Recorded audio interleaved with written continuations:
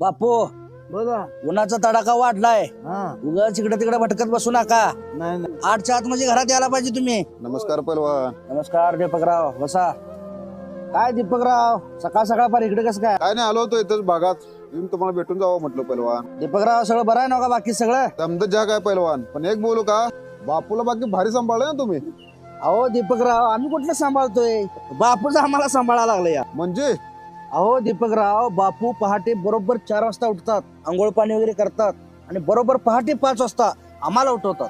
ते आम्हाला उठवतात, सगळ्या दिवसाची सुरुवात चांगली होते, म्हणून हा सगळा पसारा सांभाळण्याला आम्हाला ताकद आलेली आहे. अरे बाबा, कोण कोणाला सांभाळत नसते, सांभाळणारा उघड बसलाय. आपण आपलं कर्म करत राहायचंय. जगी जीवनाचे सार घ्यावे जाणून सत्वर, तैसे ज्याचे कर्म तैसे फळ देतो रे.